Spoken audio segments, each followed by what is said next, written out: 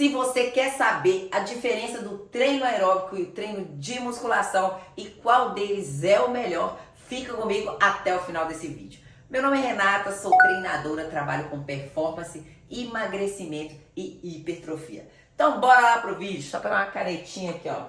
Vou falar primeiro as características do treinamento aeróbico e depois vou falar as características do treinamento de musculação e mostrar pra vocês qual que é o melhor, qual que é pior e se tem realmente que fazer os dois, tá? Primeira coisa, exercício aeróbico. Quando a gente está fazendo aeróbico, o que acontece? A nossa frequência cardíaca, ela aumenta. Isso vai aumentar a nossa circulação sanguínea e vai aumentar também o nosso gasto calórico. O exercício aeróbico, ele tem uma alta demanda energética, porque você precisa levar sangue e energia para todos os músculos. Na maioria das vezes, principalmente na corrida, o exercício aeróbico trabalha todos os grupos musculares, junto também com o sistema ventilatório e circulatório de forma muito ativa.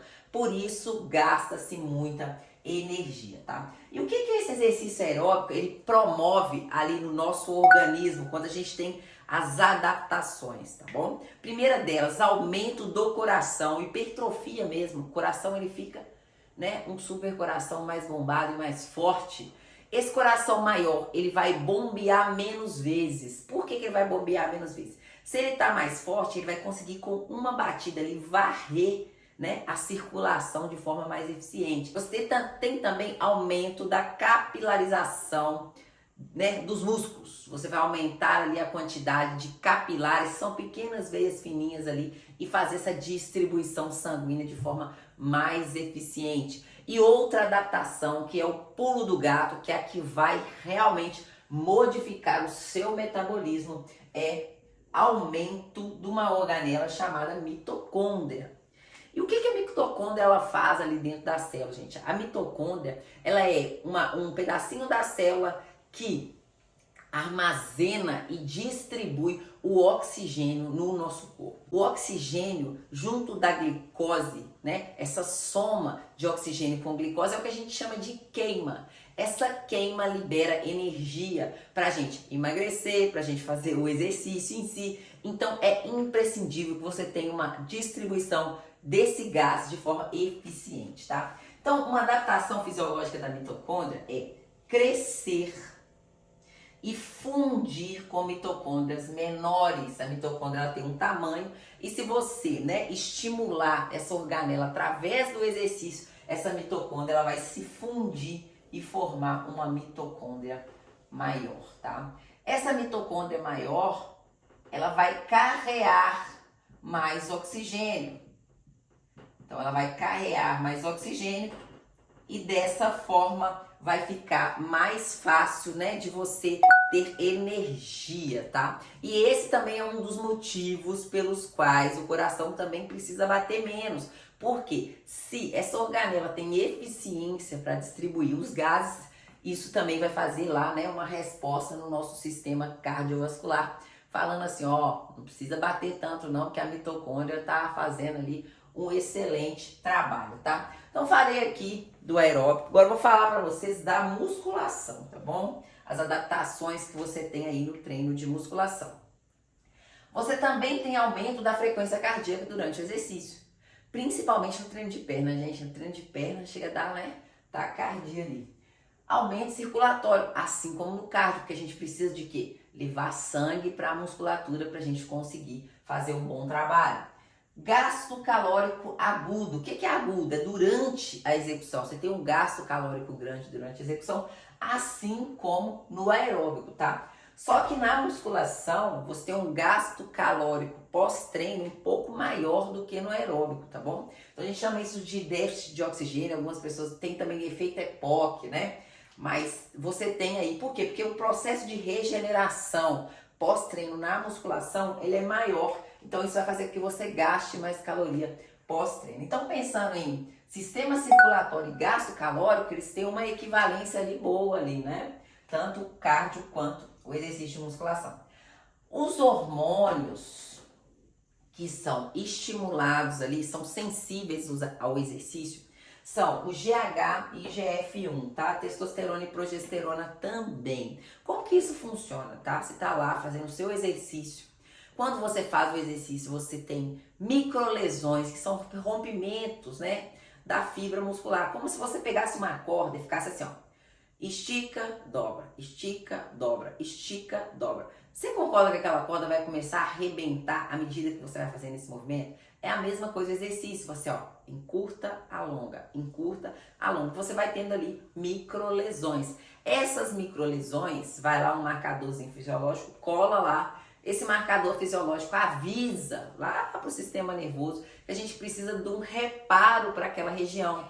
Então começa um processo inflamatório ali e também a liberação desses hormônios sensíveis ao exercício, que é GH, IGF-1 e testosterona. Então, se você não está treinando, se o seu treino está fofo, essa via aqui você não consegue ativar de forma eficiente para ter aí emagrecimento, hipertrofia e definição, tá? E o que acontece? GH é o hormônio do crescimento, aquele hormônio que a gente tem em grandes quantidades quando a gente é mais jovem, e ali a partir dos 16, 17 anos a curva de liberação de GH ela vai diminuindo, mas ela não cessa, tá, gente?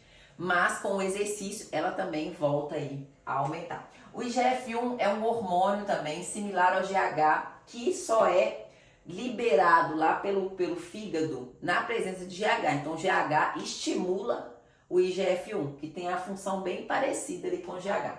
Que também o treinamento estimula a produção, o aumento da testosterona livre, tá, gente? Por quê? São hormônios que dizem para o nosso corpo que ele precisa se regenerar, tá? Que ele precisa crescer ali o calibre muscular. Temos também a insulina que é o hormônio que quando a gente come ali, né, principalmente carboidrato, a insulina é liberada lá pelo pâncreas, e a insulina também é um hormônio anabólico. Porque vocês lembram do que eu falei aqui da mitocôndria? A mitocôndria leva o oxigênio, que junto com a glicose, que a insulina joga dentro da célula, vai formar a energia. Então, gente, vocês têm que entender uma coisa, não existe hormônio melhor que o outro. Existe um efeito que a gente chama de efeito cascata. Esse efeito cascata é como se fosse, você pega lá e joga um balde de água lá de cima de uma escada. E essa água vai rolando até chegar embaixo. O exercício é assim, gente, você faz o exercício, ele estimula um hormônio, que estimula outro hormônio, que estimula outro hormônio, que estimula outras, né, reações, e isso lá no finalzinho vai te dar o resultado esperado, tá? Então é toda uma cascata, toda uma cadeia. Não adianta, sei lá, e falar assim, ai, nossa, eu tô na menopausa, minha testosterona acabou. Aí os outros hormônios? Será que é só a testosterona que você precisa? Olha o tanto de hormônio que tem aqui que influencia no seu desempenho. Tem a melhora mitocondrial, junto com o GH, junto com o IGF-1, junto com a insulina, tá? E para de fazer low carb, tá, gente?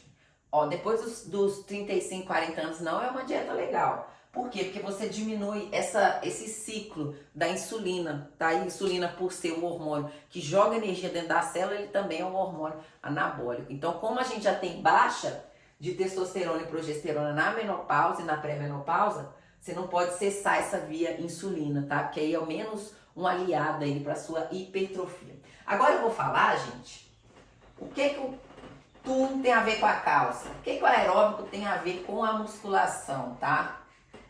Tudo a ver. Vocês lembram que eu falei da adaptação mitocondrial?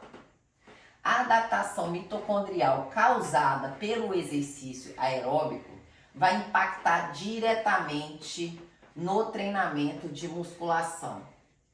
Como que isso vai acontecer? Mitocôndria grande, fiz o exercício aeróbico, mitocôndria cresceu, mitocôndria, cresceu, ó, mitocôndria, ó. Ela leva o oxigênio para o exercício lá. Tá lá o músculo, ó que bonito que é o músculo, tá aqui o núcleo do músculo. Finge que eu sei desenhar, tá, gente? Tá lá a mitocôndria, junto com a glicose que a insulina levou.